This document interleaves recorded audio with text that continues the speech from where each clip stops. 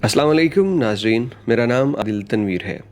आपको खबर देंगे कतर की, जहां पे इंडियन फ़ौज के 8 साबिक अफसरान का क्रिमिनल अदालत में केस चल रहा है और इनको सज़ाए मौत दिए जाने का इम्कान है।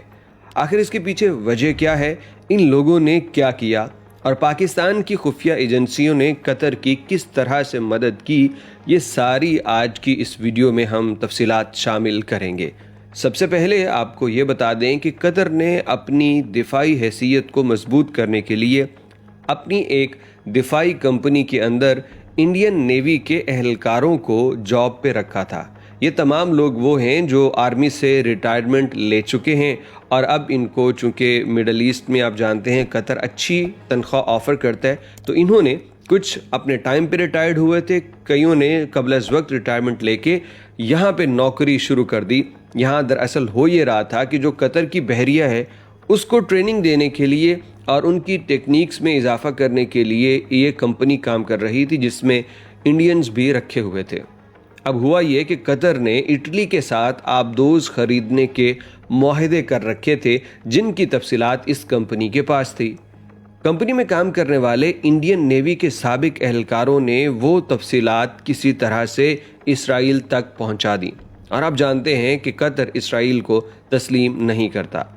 एक बहुत बड़ा गैप था, क्योंकि कोई भी मुल्क अपना कोई फ़ौजी और दिफाई इक्विपमेंट दूसरे पे ज़ाहिर करना पसंद नहीं करता, क्योंकि वो चाहता है कि मेरा हथियार खुफिया रहे और मैं दुश्मन पे हावी रहूं। इंडियन फ़ौजी एहलकारों ने कतर के ये राज अफशा करके कतर की सलामती के साथ खिलवाड़ किया है, जिसके बाद इन्हें पिछले साल सितंबर में गिरफ्तार कर लिया गया था और इसके बाद इनके ऊपर मार्च के अंदर एक केस शुरू होना था, जो अप्रैल के महीने में पहुंच गया और अब बिल आखिर कल 3 मई को दोबारा इनके ऊपर चार्ज लगाए जाएंगे और इनकी फैमिलीज़ की मौजूदगी में बताया जाएगा कि इन लोगों ने क्या कुछ किया कतर को नुकसान पहुंचाने के लिए। चाहिए तो ये था कि कतर ने इनको जॉब दी तो इनकी वफादारी और ईमानदारी वो कतर के साथ ही होती, लेकिन इन्होंने वहाँ भी दगा किया, धोखे से काम लिया और इसराइल के लिए जासूसी की। अब जो मीडिया रिपोर्ट्स हैं ना, उनके अंदर ये बात खुद इंडियन फ़ौज मान चुकी है। इंडिया की खुफिया एजेंसियां इसको रिपोर्ट कर रही हैं कि हमारे अफसरान ने जो इसराइल के लिए जासूसी की, उसकी इत्तला पाकिस्तान इंटेलिजेंस एजेंसी ने कतर को दी थी। कतर ने पहले तो क्लेम नहीं किया और ना ही पाकिस्तान ने क्लेम किया, क्योंकि इस तरह की मालूमात वो खुफिया रखी जाती हैं, लेकिन इंडियन खुफिया एजेंसियों ने इस बात का एतराफ़ कर लिया है कि पाकिस्तान ने कतर को ये इत्तला दी थी, जिस पे अब केस चल रहा है। कतर ने इनके खिलाफ बर वक्त कार्रवाई करते हुए इनको कैद तन्हाई में रखा और तकरीबन 5 महीने इनसे सख्त तफ्तीश जारी रही और अब जब केस और मवाद तैयार हो चुका है तो उसकी बुनियादों पर कुछ चीज़ें हैं जो सामने आई हैं। इसी वजह से मीडिया रिपोर्ट्स में ये कहा जा रहा है कि कतर इनको सज़ाए मौत देगा। वजह यह है कि किसी मुल्क के ख़िलाफ़ जासूसी करना, ये सज़ाए मौत का कानून इस पे इसलिए होता है क्योंकि ये पूरे मुल्क की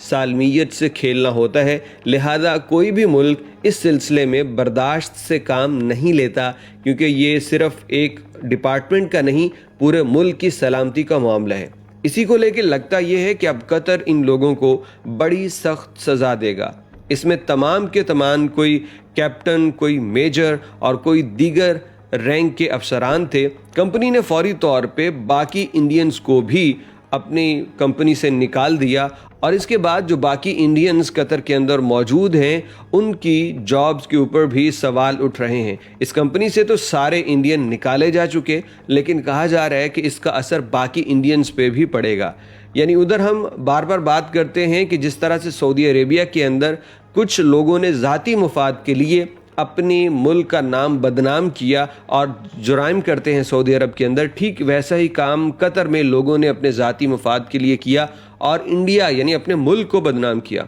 हम चूँकि इंडिया के हमसाए हैं पाकिस्तान वाले, तो हम तो ये चाहेंगे कि क्रिमिनल किस्म के लोग ये दोनों मुल्कों से ख़त्म हों। सियासतदानों में जो लड़ाई करने वाले हैं, जो जुल्म करने वाले हैं, ये ना हो, बल्कि अमन सलामती का हाथ बढ़ाने वाले लोग आगे आएँ, ताकि हम पाकिस्तान, इंडिया और कश्मीर, ये तमाम लोग अपनी मर्ज़ी से आज़ादी से जी सकें और कोई किसी के ख़िलाफ़ जहर ना उगले, जंग ना लड़े, कत्ल व गारत ना करे। लेकिन शायद ऐसा होना इसलिए मुमकिन नज़र नहीं आता کیونکہ دونوں اطراف میں لوگوں کے یہ ذاتی فائدے جڑے ہوئے ہیں اور اپنے فائدوں کے لیے